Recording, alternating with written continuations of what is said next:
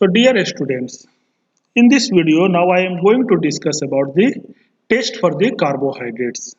Okay, आपने वो सुना होगा हमेशा कि शुगर टेस्ट होते हैं अलग अलग तरीके से, रिएजेंट्स यूज किए जाते हैं और वो रिएजेंट से हम लोग शुगर आइडेंटिफाई कर सकते हैं, मोनोसेक्राइड से, डाइसेक्राइड से। ठीक है, ये कीटोन शुगर है या रिड्यूसिंग और नॉन रिड्यूसिंग शुगर है, तो ये सारी चीज़ों को आइडेंटिफाई करने के लिए टेस्ट किया जाता है। So now in this video I am going to discuss about test for the carbohydrates. So first हम start फेलिंग रिएजेंट्स का। ठीक है, मैं पूरा डिटेल में स्टेप बाय स्टेप नहीं बताऊंगा, बल्कि सिर्फ आपको रिएजेंट्स के बारे में बताऊंगा कि रिएजेंट्स कैसे इन्वॉल्व है टेस्ट में। तो फेलिंग रिएजेंट की जब हम लोग बात करते हैं तो इसमें दो सॉल्यूशन का यूज किया जाता है, solution a and solution b. जो सॉल्यूशन ए है वो जो है सिर्फ उसमें 7% कॉपर सल्फेट होता है, एंड जो सॉल्यूशन बी है उसमें 25% potassium hydroxide and 35% sodium potassium tartrate का यूज किया जाता है। तो ये दोनों सॉल्यूशन को इक्वल अमाउंट में मिक्स कर देते हैं।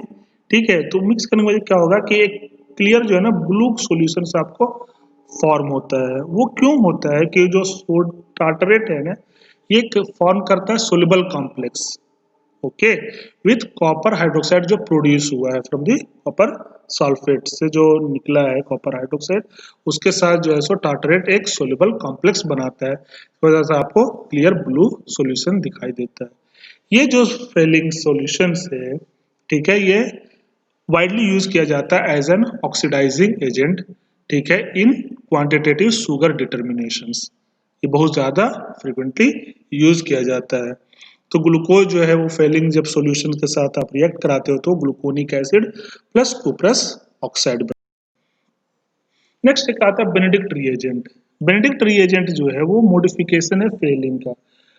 हमने फेलिंग में क्या बात किया कि दो सॉल्यूशन से बना होता है, सॉल्यूशन ए सॉल्यूशन बी, लेकिन जो बेनेडिक्ट रिएजेंट है उसमें सिंगल सॉल्यूशंस में हम लोग काम कर सकते हैं। जैसे कि यहाँ पे कॉपर सल्फेट यूज किया जाता है, सोडियम कार्बोनेट, ये जो है वो KOH की जगह पे जो सॉल्यूशन बी का था, ठीक है, अगर आपको याद हो, और जो सोडियम सिट्रेट जो है वो in place of sodium potassium tartrate की जगह पे यूज किया जाता है, दिस इज सिंगल सॉल्यूशन। तो ये जो सोडियम कार्बोनेट है वो इतना ज्यादा अल्कलिनिटी को लाता है जैसे कि फेलिंग रिएजेंट में होता है। जो दो सॉल्यूशन है copper sulphate and sodium citrate, वो as a single solution use होता है। तो ये जो बेनेडिक्ट रिएजेंट है it is a use for the qualitative determinations of the glucose in urine.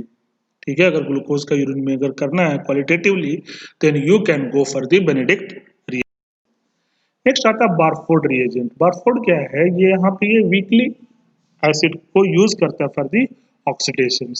यहाँ पे दो होते हैं, 7% कुप्रिक एसिटेट एंड 1% एसिटिक एसिड। और ये जो बारफोर्ड रिएजेंट है ना ये बहुत ही इंपॉर्टेंट है टू डिस्टिंग्विश करने के लिए मोनोसेक्राइड फ्रॉम दी डाइसेक्राइड्स। कैसे आप कर सकते हो कि जो मोनोसेक्राइड्स होगा ना वो कुप्रिक ऑक्साइड्स प्रिसिपिटेट करेगा फास्टर देन दी डाइसेक्राइड्स। अगर आपको शुगर दिया जाए और बताया जाए कि आप बताओ कि मोनोसेक्राइड है या डाइसेक्राइड, तो आप बारफोर्ड रिएजेंट यूज करो, और जो शुगर कुप्रिक ऑक्साइड को जल्दी प्रिसिपिटेट करता है वो मोनोसेक्राइड्स होगा, और जो लेट से करता है वो डाइसेक्राइड्स होगा। सो इसीलिए जो कार्बोहाइड्रेट्स जो इसमें कि फ्री कार्बोनिल ग्रुप या फ्री हेमीएसिटल ग्रुप होते हैं वो gives positive test to this reagents.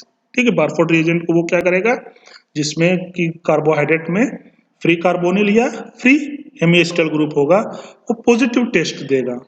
ठीक है, to the Barfoed reagents without having been hydrolysed first, और उसको हम लोग रिड्यूसिंग शुगर बोलते हैं।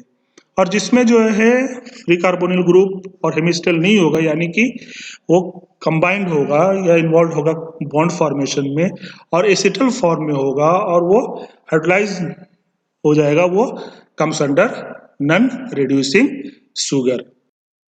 सो यहाँ पे अगर आप देखो तो यहाँ पे क्या कर रहे हैं कि मोनोसेक्राइड्स को कॉपर सल्फेट के साथ और सॉरी एसिटिक एसिड के साथ हम लोग बारफोर्ड जो रिएजेंट है उसके साथ रिएक्ट कर रहे हैं।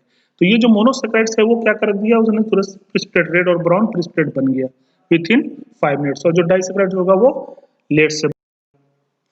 सो अगर आप बात करो कि रिड्यूसिंग शुगर क्या होता है और नॉन रिड्यूसिंग शुगर क्या होता है, तो जो भी कार्बोहाइड्रेट जिसमें कि फ्री कार्बोनिल ग्रुप या फ्री हेमिस्टल ग्रुप होगा वो पॉजिटिव टेस्ट देता है बेनेडिक्ट एंड फेलिंग रिएजेंट के साथ, और जो बिना हाइड्रोलाइज हुए हो रहा हो वो कम्स अंडर रिड्यूसिंग शुगर्स, और जिसमें कि फ्री कार्बोनिल ग्रुप या फ्री हेमिस्टल ग्रुप नहीं है वो जो है, और उसमें कि कंबाइंड हो, ठीक है, या फ्री नहीं हो, ठीक है, और वो और एसिटल फॉर्म में हो, they are called as non reducing sugar.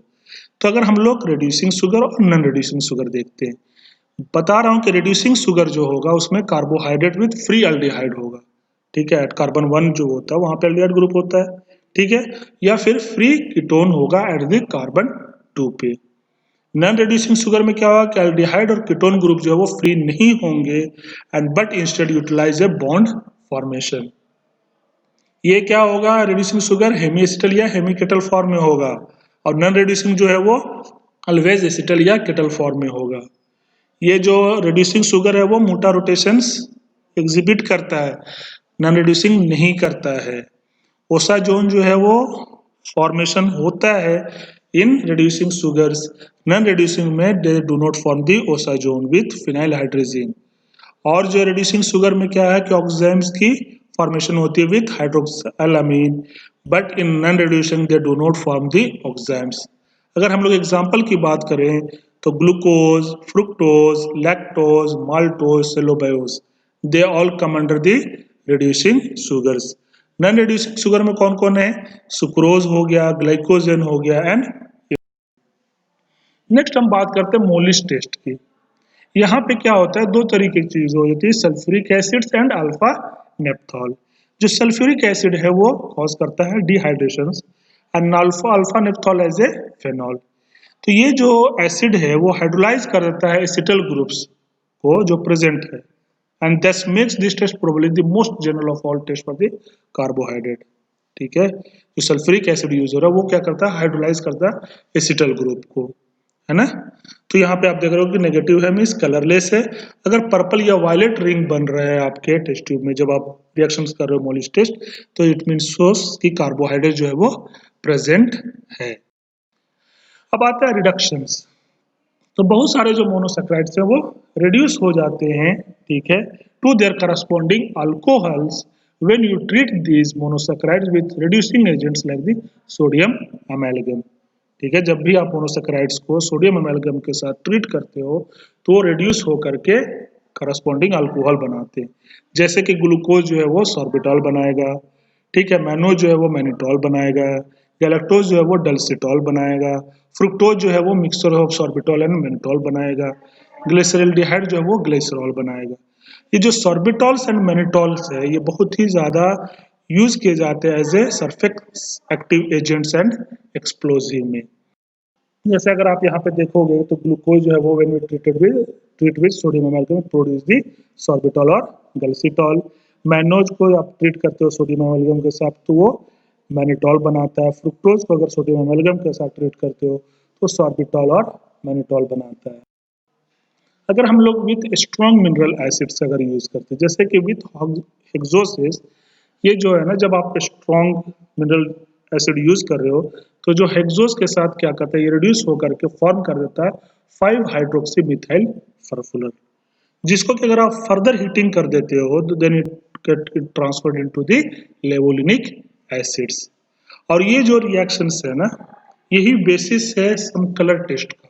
जैसे मोलिस में कलर फॉर्मेशन होता है, बाइल्स में कलर फॉर्मेशन होता है, तो वो क्यों कलर फॉर्मेशन होता है, क्योंकि जो for sugar as the aldehyde product of this reaction, जो रिएक्शन जब होते हैं स्ट्रॉन्ग एसिड के साथ तो इसमें जो अल्डिहाइड प्रोडक्ट है ना रिएक्शन वो कंडेंस कर जाता है ऑर्गेनिक फेनॉल के साथ two gives the characteristic coloured products. इसी वजह से ये कलर फॉर्म करता है और वो कलर जो है वो बेसिस है बाकी अदर। सो अगर हम लोग देखें ग्लूकोज, ठीक है, वो क्या हो रहा है 5 hydroxy methyl furfural which upon heating give rise to the levulinic acids और फॉर्मिक एसिड्स राइबोज जो है वो हिट करते हैं तो फर्फुरल बनाते हैं। जब अगर डाइल्यूट अल्कलाइज के साथ अगर रिडक्शंस देखते हो आप तो यहाँ पे क्या होता है कि ग्लूकोज, फ्रुक्टोज और जो मैनोज है ना वो इंटर कन्वर्टेबल होता है, ठीक है। इन वीक अल्कलाइन सॉल्यूशंस का अगर आप यूज कर रहे हो, ठीक है, दे कैन रिड्यूस और इंटर कन्वर्टेबल। जैसे कि वीक अल्कलाइन सॉल्यूशन कौन कौन है, जैसे कि COH2, BOH2 और लो टेम्परेचर पे। इस रिएक्शंस को हम लोग बोलते हैं लॉबरी डी ब्रायन अल्बर्टा वान किस्ट ट्रांसफॉर्मेशंस। ठीक है, इसमें क्या होता है कि ग्लूकोज फ्रुक्टोज मैनोज जो है वो इंटर कन्वर्टेबल है, ठीक है, लेकिन उसके साथ कब होगा, जब वीक अल्कलाइन सॉल्यूशन का आप यूज कर रहे हो। ठीक है, सो ये रिएक्शन जो है प्रपोज किया गया था 1890 में and is of special significance, इसलिए क्योंकि similar kind of reactions take place in our human body too. So यहाँ पे मैंने आपको डिफरेंट काइंड्स ऑफ रिएजेंट्स बताए कि कौन कार्बोहाइड्रेट के साथ रिएक्ट करता है और किस तरीके से आप पहचान सकते हो कि मोनोसेक्राइड से या डाइसेक्राइड से या कार्बोहाइड्रेट्स का रिएक्शन से। तो ये सारे चीज़ें आप अगर अच्छे से आप समझने की कोशिश करोगे तो ये वीडियो आपको काफ़ी हेल्पफुल होगा समझने में कि टेस्ट ऑफ कार्बोहाइड्रेट्स क्या होते हैं, कौन कौन से टेस्ट लगाए जाते हैं, कौन से रिएजेंट यूज किए जाते हैं और कौन से रिएजेंट्स में क्या डिफरेंसेस है। तो मुझे लगता है कि आपको काफ़ी कुछ समझ में आया होगा। So thank you so much for watching my videos and आपको अगर अच्छा लगे तो कमेंट करें, अगर कुछ सुझाव देना ही हो तो अपनी बात को कमेंट में लिखें और लाइक करें, व्यूज़ करें और शेयर करें। Thank you so much.